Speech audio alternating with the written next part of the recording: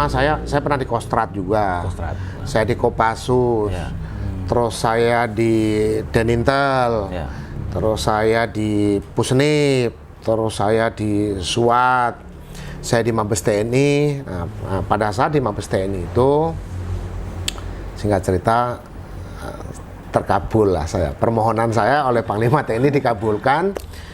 2012 itu saya resmi, ya kan, mengundurkan diri dari kedinasan TNI. Pengalaman yang menarik di tentara itu banyak hal.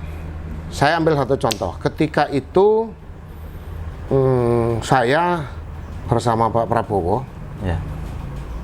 sebagai Ketua Umum Partai Gerindra itu, Ya. di Timur itu ada penugasan yang dimana antara saya dengan beliau itu harus bersama-sama menjalankan perintah tugas itu dari negara. Ya. Yang menariknya begini.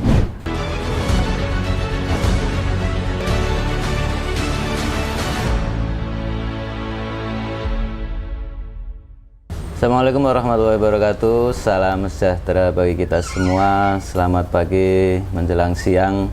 Bahagia sekali saya kembali menyapa pemirsa Kudu TV dimanapun berada. Ya, di program kita talk show menuju Pilkada tahun 2020. Ini hari ini istimewa sekali karena saya berada di Kabupaten Purworejo, sebuah kabupaten yang ada di wilayah pinggir Jawa Tengah bagian selatan, gitu kan, yang pada bulan Desember nanti akan menentukan siapa yang akan memimpin 5 tahun ke depan. Tentu di saluran kita yang sekarang memiliki jargon baru ini, jargon semangat berkarya dan inovatif, yang mudah-mudahan ini memberi semangat kita semua dan selalu berinovasi ke depan. Bersama saya Bapak Agustinus Susanto, salah satu calon yang akan maju dalam Pilkada di Kabupaten Purworejo tahun 2020 ini. Di markas, namanya apa Pak? Di sana? Markas Pemenangan ya. Pemenangan. Siap. Ini suasananya asik. Iya. Purworejo zaman dulu kelihatannya nih Pak ya. Iya. Jadi ini peninggalan dari orang tua yang harus dilestarikan. Iya, tempatnya asik Kak. Ini suasana pedesaan betul, asri. Purworejo ternyata asri juga Kak. Iya, seperti ini. Terima kasih Pak Agustinus sudah bergabung dan kami di Talkshow Pilkada ini Pak, di Kedu TV. Kita ingin tahu banyak ini tentang Pak Agustinus, tentang wakilnya juga, tentang nanti ke depan kira-kira sampai bulan Desember ini tentu waktu yang bisa dibilang panjang, bisa dibilang pendek ini untuk bisa bertarung di Pilkada ini.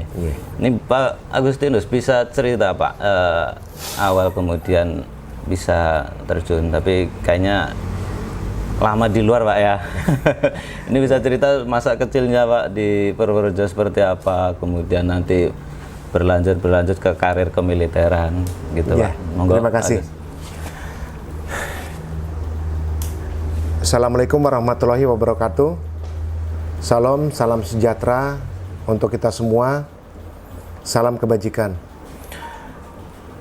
Perkenalkan, nama saya Agustinus Susanto. Saya dilahirkan di Desa Ngandagan, Kecamatan Pituruh, Kabupaten Purworejo. Tepatnya di hari Selasa Legi, tanggal 18 Juli 1967. Karena ada pertanyaan dari beliau ini, sebenarnya saya sedikit agak malu-malu menyampaikan. Jadi gini, saya kira mungkin ya pengalaman di masa kecil secara umum khususnya di Purworejo ini sama. Tetapi dari kesamaan itu pasti ada perbedaan. Ya. Dimana karena saya yang mengalami, artinya tidak mungkin saya semudah itu untuk melupakan masa kecil saya. Ya. Masa kecil saya sama seperti anak-anak yang lain, tapi mungkin saya agak sedikit ada keberanian. Ada keberanian untuk melakukan sesuatu yang artinya sesuatu itu positif.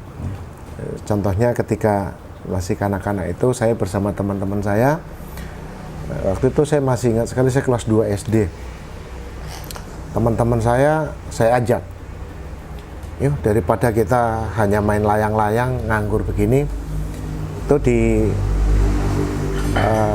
dekat Pasar Pituruh tepatnya di Mbak Niti. Ya. Kebetulan beliau jualan es mambu itu yang termos itu. Hingga saya bersama teman-teman saya ke sana.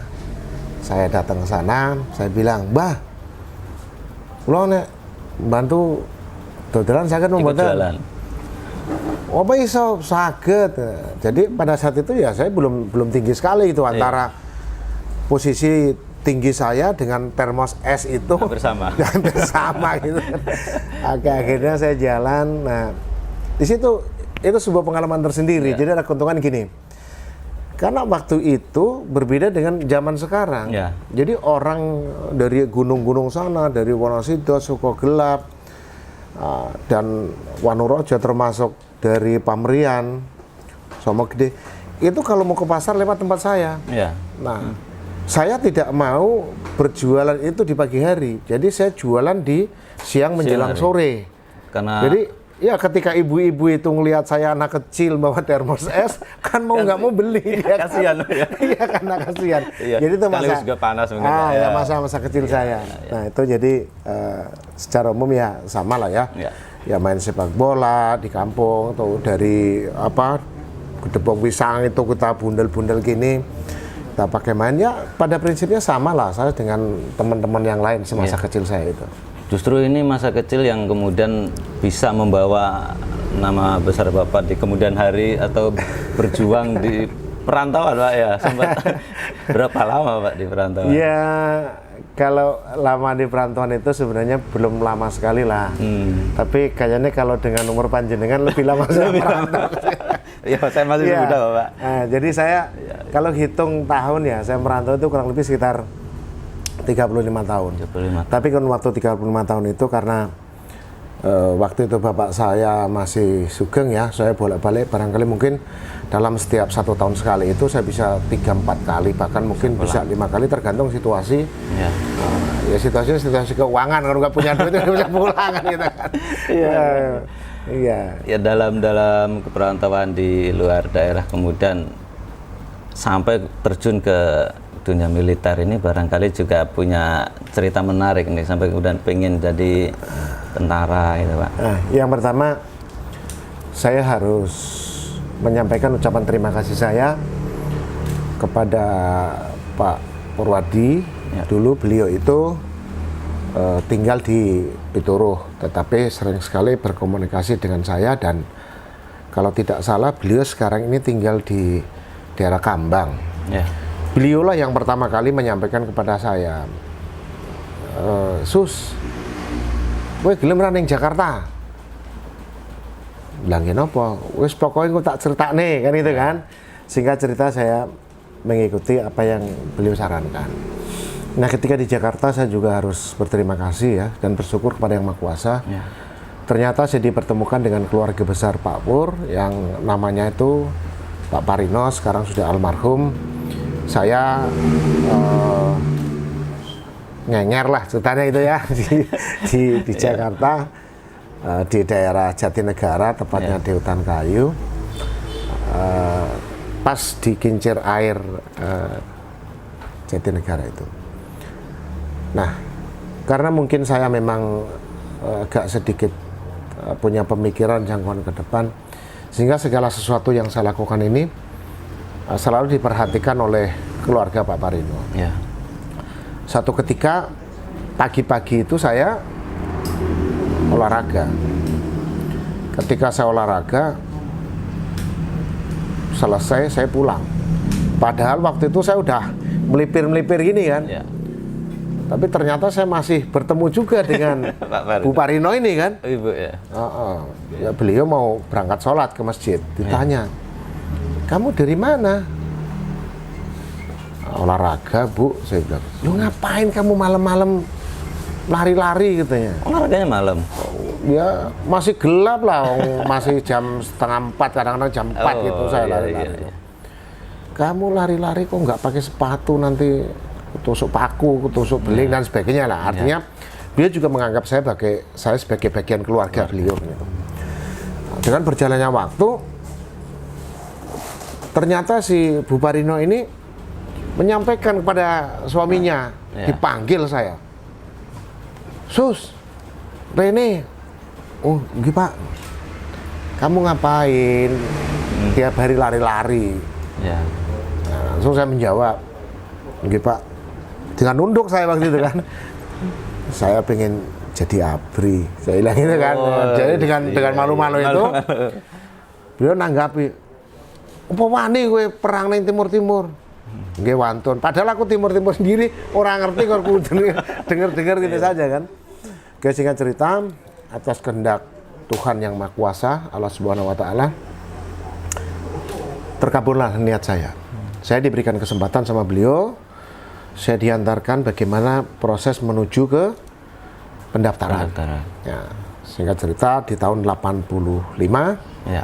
saya mendaftar di Kodam Jaya. Kodam Jaya dulu masih namanya Kodam 5 Jaya. Ya. Kalau sekarang Kodam Jaya. Kodam Jaya. Nah, setelah itu yo pikiran saya ini lulus raya.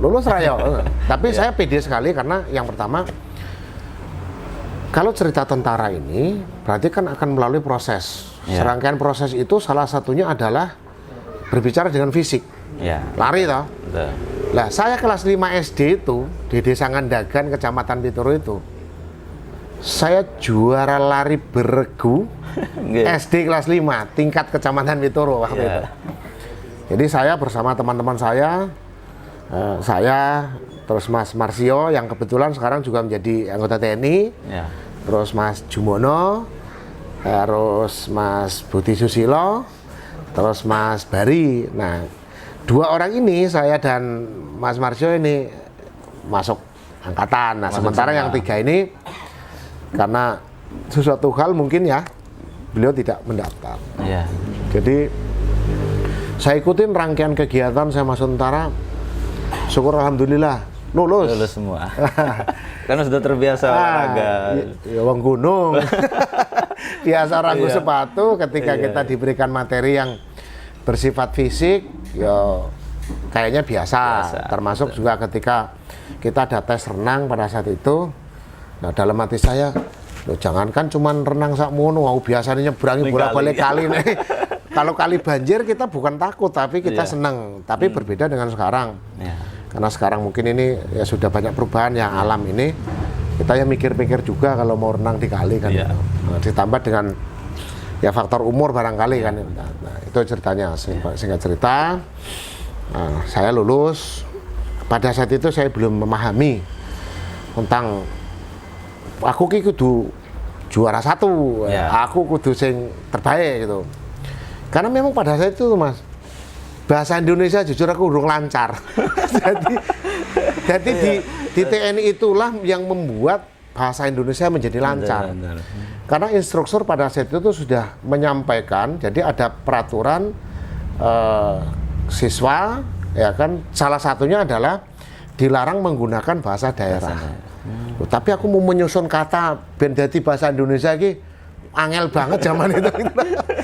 Ya kan, nah, suatu ketika ya karena ketemu sesama orang Purworejo kan, dilalai cemplang-cemplang gitu kan. Mas, jenengan pundi ngono. Wah, ketahuan aku, diberikan sanksi ya, push up, sit up. Aku salahku dhewe, kenapa aku tadi ngomong pakai bahasa daerah kan itu. Karena memang ya disitulah saya dibentuk di awalnya sampai akhirnya saya merasa bahwa diri saya dewasa. Nah, serangkaian perjalanan setelah itu banyak sekali kesatuan-kesatuan yang pernah saya masukin sampai terakhir di Kopassus. Ya, jadi salah satunya pada saat itu pertama saya pernah di Kostrad juga. Saya di Kopassus. Terus saya di Denintel. Terus saya di Pusnip. Terus saya di SWAT, saya di Mabes TNI. Nah, pada saat di Mabes TNI itu, singkat cerita, terkabul lah saya. Permohonan saya oleh Panglima TNI dikabulkan. 2012 itu saya resmi, ya kan, mengundurkan diri dari kedinasan TNI. Pada saat itu, waduh luar biasa Mas. Karena yang pertama ya, saya harus membuktikan surat dukungan dari pihak keluarga kandung saya bahwa saya memang memundurkan diri. Yang kedua, kalau itu nggak terlalu berat, saya ngomong sama kakak saya, dia tahu. Aku ngomong, Mas, saya mau mundur ini karena ada cita-cita saya. Kenapa cita-cita nih? Wis pokoknya gue tak kandani ya, ngono kan. Nah, tetapi bagaimana saya mau menjelaskan kepada anak istri saya? Nah, itu Pak. Nah, Berat sekali. itu luar biasa beratnya. Istri saya, ya karena memang setiap hari ya, sebelum saya berangkat dan sebelum saya pulang, itu saya bisa komunikasi secara dewasa gitu kan. Nah, anak-anakku itu. Iya. Begitu saya kumpulkan mereka, anak saya bilang, kenapa Papa melakukan itu? Kemarin Papa waktu pertemuan kemarin nggak ngomong. Jadi saya ada sesuatu yang mungkin sedikit berbeda ya dengan yang lain gitu. Saya itu setiap ada kesempatan minimal seminggu satu kali, saya tuh mengumpulkan anak istri saya. Ya. Kita diskusi. Banyak hal. Oh, banyak hal. Sampai-sampai anak saya pernah berkomentar gini, Wah, memangnya saya tentara apa tiap hari di briefing atau itu? Loh bukan, saya bilang begini, kita ini hidup, ya kan, di lingkungan yang macam-macam, ya kan. Tetangga kanan kiri kita ini juga menilai bagaimana kehidupan kita, kan itu. Begitu juga kan kita harus menunjukkan kepada mereka bahwa kita ini hidup sudah pas dan cocok di lingkungan masyarakat. Nah, itu ceritanya, sehingga cerita ya terselesaikan lah itu. Cuman ketika sudah terselesaikan itu, ada kata yang menurut saya sampai sekarang nggak bisa hilang. Apa itu, Pak? Anak saya bilang gini, yang pertama itu, perempuan. Pak, nanti kalau ada yang nanya, Vero, bapak kamu kerja apa? Masa saya mau bilang pengangguran kan itu. Kan begitu Papa udah selesai di tentara kan berarti nganggur, tidak punya status yang secara definitif untuk ke pegawai negeri itu. Ya, akhirnya saya harus membuktikan banyak hal. Jadi pengalaman-pengalaman di tentara saya ini yang membuat saya menjadi dewasa. Nah, saya ditugaskan ke Timur-Timur. Pengalaman yang menarik apa, Pak, selama berkarir di tentara? Pengalaman yang menarik di tentara itu banyak hal. Saya ambil satu contoh. Ketika itu saya bersama Pak Prabowo sebagai Ketua Umum Partai Gerindra itu, di Timur-Timur itu ada penugasan yang dimana antara saya dengan beliau itu harus bersama-sama menjalankan perintah tugas itu dari negara. Yang menariknya begini, saya itu belum pernah sama sekali ke Timur-Timur. Jadi pasukan semua bersama Pak Prabowo Subianto waktu itu komandan batalion.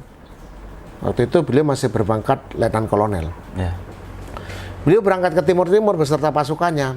Saya masih di Jakarta. Karena waktu itu beliau memerintahkan saya atas nama batalion agar saya sekolah di Brimob.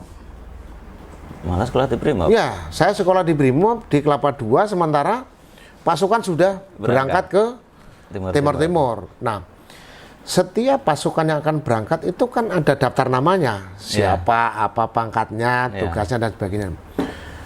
Pasukan sudah bergerak ke sana, saya masih di Brimob.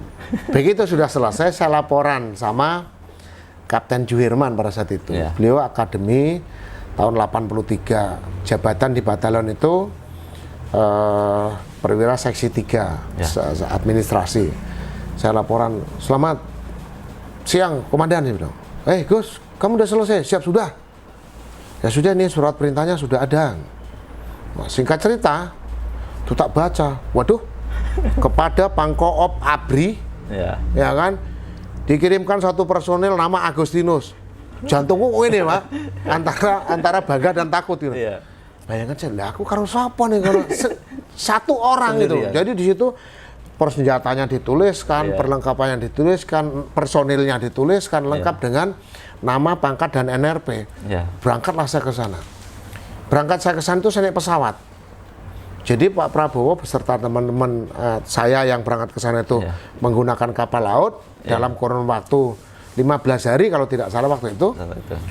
Saya naik pesawat Hercules. Diantarkanlah oleh Pak Jerman saya ke Halim. Sampai di Halim, saya naik pesawat. Pesawat itu take off menuju ke Bandara Ngurah Rai. Di situ pengisian bahan bakar lagi, terus terbang lagi ke Timur Timur. Untungnya pada saat itu, Mas, wong saya seorang diri, ya kan, ada ibu-ibu dari TNI AU. Yang kebetulan beliau duduk di sebelah saya. Dia nanya begini saya, "Dek, kamu turun di Dili atau di Bakau?"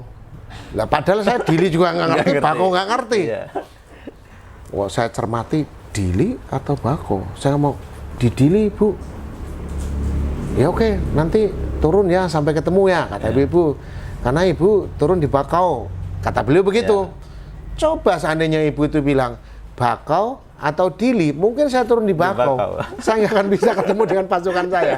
Sehingga cerita, saya sudah bisa ketemu dan bergabung dengan teman-teman saya untuk melanjutkan kegiatan sesuai dengan yang diarahkan. Itu tahun 88 dan saya kembali tahun 89. Nah, selain di situ, saya juga pernah ditugaskan untuk melakukan pembebasan sandera di Mapenduma tahun 96. Saya juga tergabung di situ.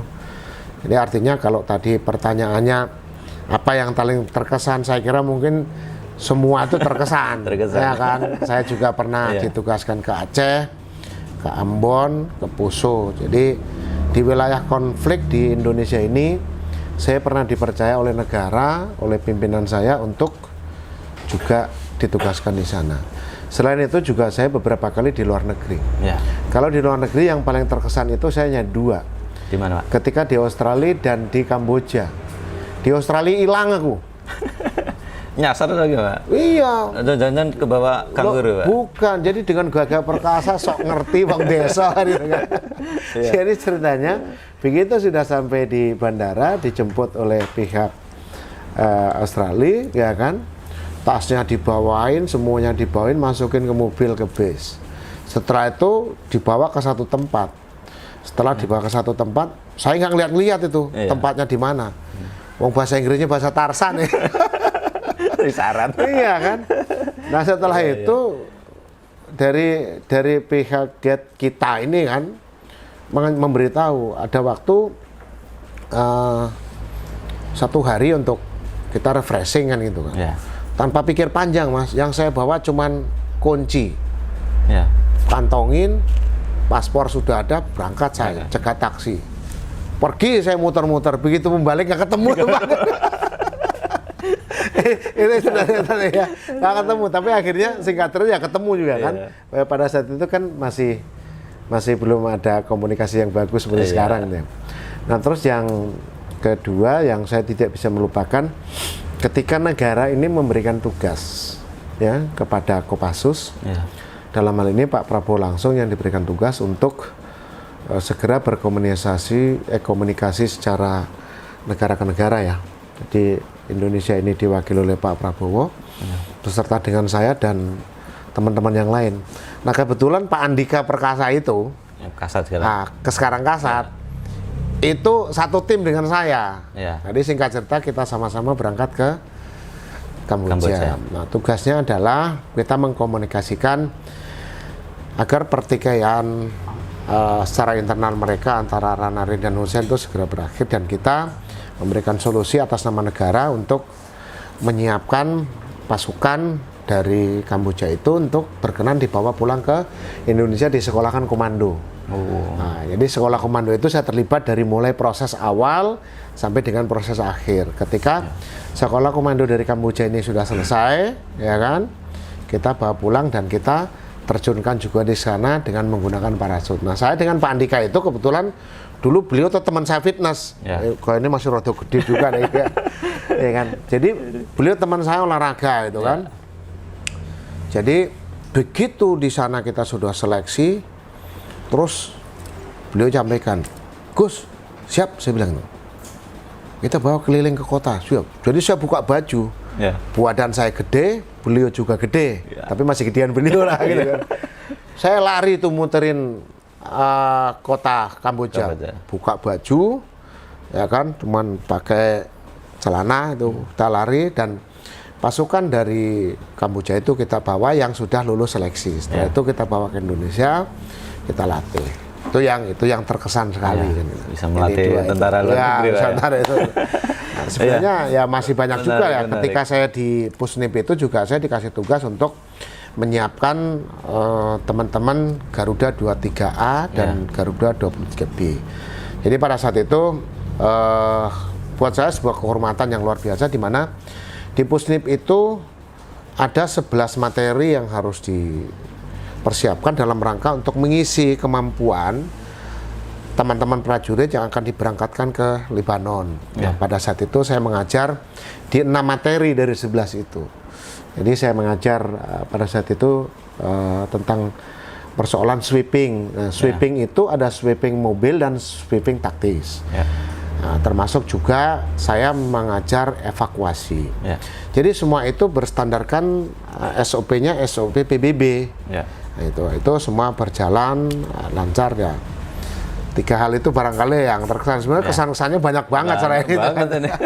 Ini sekian tahun berkarir di militer, kemudian sampai tertuju pada satu titik purna, dan dari 2012 sampai sekarang memberanikan diri untuk mencalon. Ini tentu juga banyak cerita, tapi mungkin ini kedekatan juga ini sampai kemudian ke politik dengan Pak Prabowo. Betul gitu. Sebenarnya kalau boleh saya nambahin, karena itu kebanggaan saya, boleh saya sampaikan lagi nggak? Boleh. Jadi di sela-sela di dunia militer saya ini, karena memang saya hobi olahraga, saya tuh menjadi atlet.